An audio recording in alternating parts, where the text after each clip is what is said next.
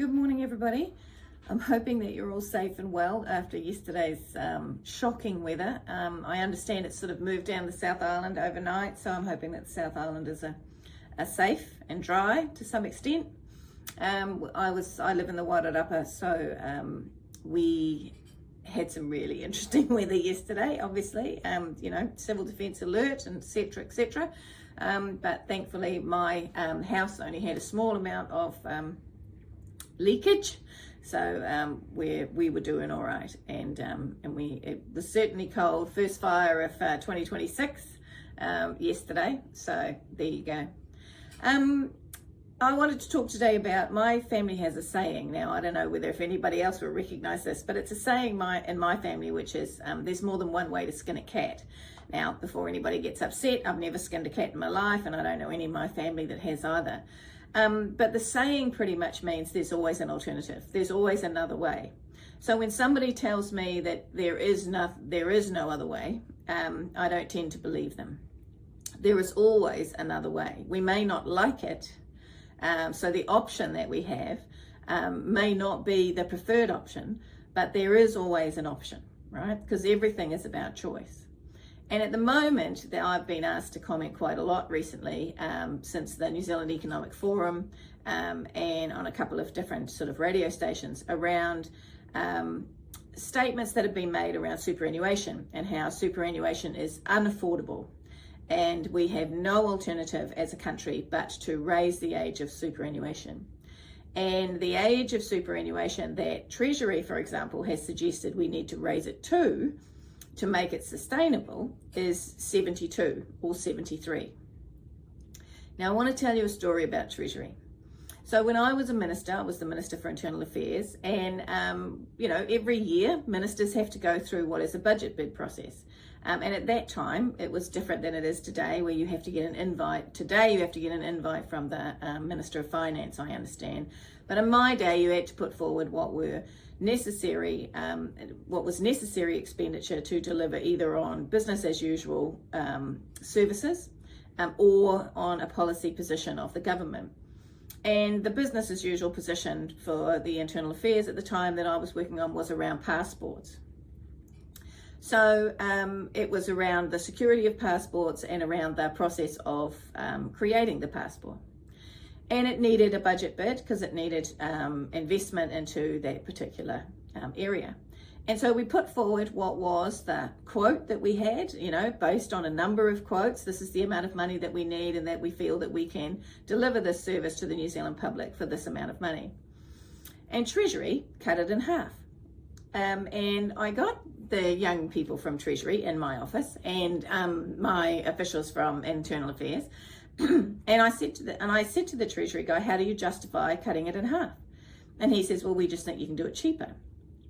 And I said, well, we've worked on it 2, 3, 4 times already, because through advice from Treasury saying that we needed to cut the amount, and this is the cheapest that we believe we can deliver the service. And if you cut this budget bid in half, we may as well not deliver this service to New Zealanders. We won't be able to do it. And he says, oh, well, that's still our recommendation that you only get half. And I said, well, then how do you recommend that we deliver this service to New Zealanders?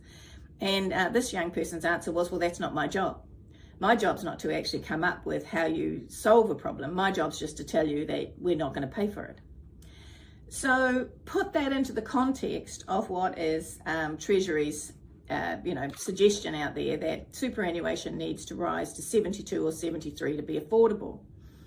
That might be true on today's tax base. It might be true on the projections of using only PAYE and GST as the core amount of your tax take. But that's only half it's not the full solution. It's not the full problem. And what I've been trying to get across in the last couple of days is, yes, we have an aging population. We should celebrate that. Every single one of us has been striving to live longer, really. So now we have achieved a level of that for many New Zealanders, but not all New Zealanders. So we are living longer, but we're not necessarily living well for longer. And that's another piece that needs to be put into this puzzle. But the flip side to an aging population is less working age population. which means that it is nonsensical to continue to base your tax take on PAYE and GST instead of broadening your tax base. So instead of deciding we're going to remove what are supports from senior New Zealanders, first we should be looking at what are the parameters that we should be expanding our tax base by, whether that be to start looking at some form of digital transaction tax, whether that be around taxing, capital items in a more broader way, whether that be about incentivizing investment in other things rather than inanimate objects like houses, into productive industries that create tax, that have money rolling around. So it's not true that we can't afford superannuation. At the moment, we're paying around about 4 to 5% of GDP. At the peak of what we have with our aging population, we'll be paying around about 8% of our GDP. Other nations are paying in similar, if not higher amounts. What it comes down to is, what are we prepared to pay for out of our GDP? How are we going to increase our GDP so that 8% is not that much of a problem? Or what are we going to give away so that we can continue to support our seniors? Why do I care as the CE of the Aged Care Association? Because I don't think Treasury, well, I'm pretty sure, Treasury doesn't have the faintest idea that the whole of the aged care system is based upon superannuation. So those who receive superannuation must spend their superannuation first if they require residential care, before the state will come in and top up. So when you start to muck around with superannuation, one needs to be really, really clear what else inside the system is using superannuation as an anchor. Okay, bye-bye.